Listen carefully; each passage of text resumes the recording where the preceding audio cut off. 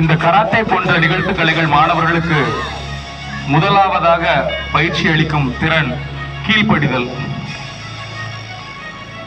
வரிசைக்கு முன் வந்து நின்று தன்னுடைய இந்த கவுண்ட்டுகளை வழங்குபவர் ஒயிட் பெல்ட் ஸ்டூடெண்டா இருந்தா கூட அதை மதிக்கணும். இதுதான் கராட்டேவோட ஃபர்ஸ்ட் ரூல்.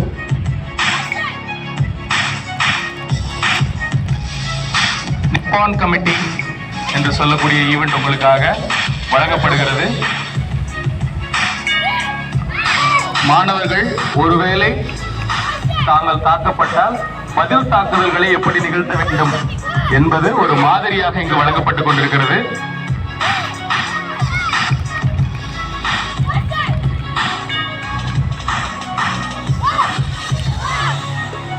கராட்டே என்பது சண்டை கலை அல்ல, அது காப்பு கலை.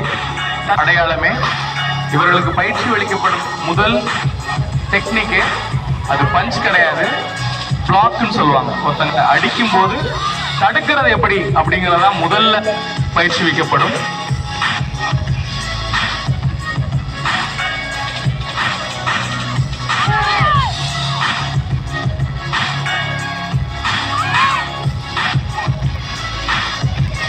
லாவகமாக ஒரு தாக்குதலை தடுத்தல் எப்படி, அப்படி தடுத்த தாக்குதலை எதிர் தாக்குதலாய் மாற்றுவது எப்படி என்பது உங்கள் கண் முன்னால் நிகழ்த்தி காட்டப்படுகிறது.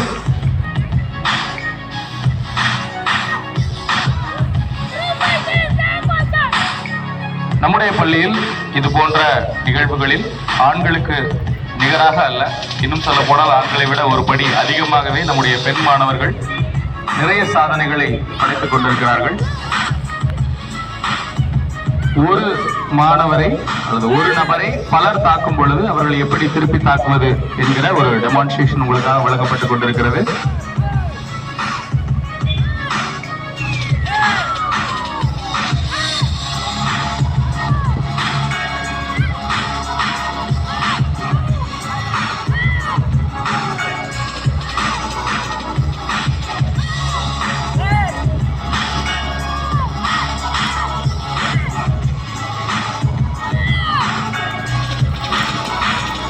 இறைந்து கொண்டிருக்கும் இந்த ஒலிபெருக்கியின் சத்தத்திற்கு நடுவில் உங்களுக்கு இந்த மாணவர்களுடைய சத்தம் கேட்குமாயின் அவர்களின் மன உறுதி உங்களை வந்து அடைந்திருக்கிறது என்று பொருள்.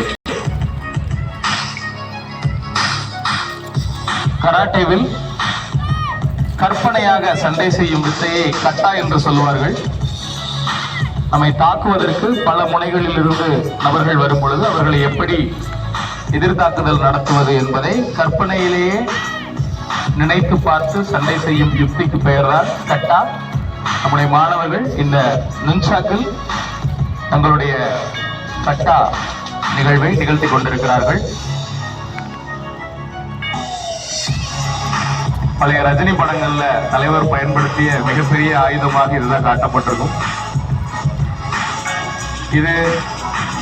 இந்த ஆயுதம் எல்லாராலையும் அவ்வளவு எளிமையா கையாள முடியாது. ஏன்னா அந்த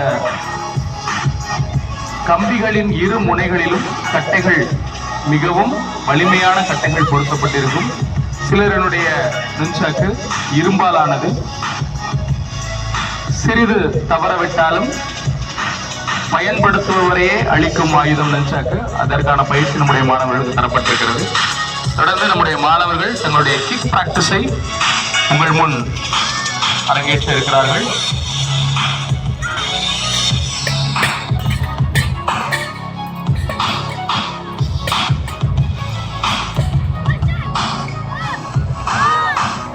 கட்டுகளை பறக்கவிட்ட நம்முடைய மாணவர்களுக்கு நம்முடைய பாராட்டுகளை தெரிவித்துக் கொள்வோம். அவர்கள் காலில் இருக்கும் வலிமையை அவர்கள் காட்சிப்படுத்தி இருக்கிறார்கள்.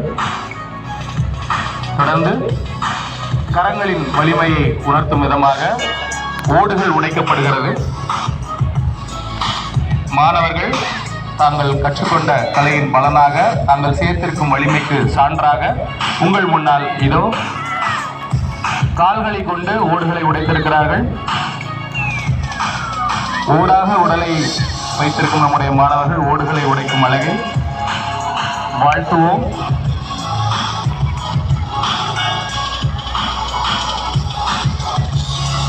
தொடர்ந்து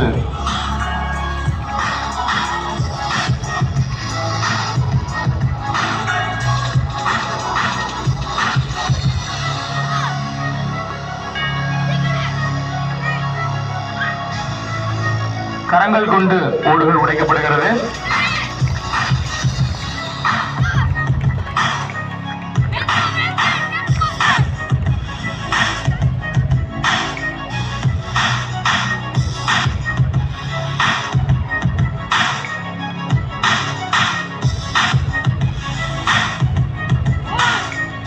முழங்கைகளை கொண்டு ஓடுகள் உடைக்கும் காட்சி.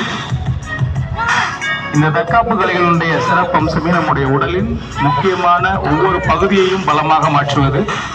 அந்த அடிப்படையில் கால்கள், கைகள், முழங்கைகள், தலைகள் இவற்றை கொண்டு கூட நம்முடைய மாணவர்களால் இந்த பலம் வாய்ந்த ஓடுகளை உடைக்க முடியும் என்று காட்சிப்படுத்தி இருக்கிறார்கள். இவர்கள் நிகழ்த்தி காட்டியிருப்பது தங்களுடைய உடல் வலிமையை மட்டுமல்ல, இந்த மன வலிமையும் தான்.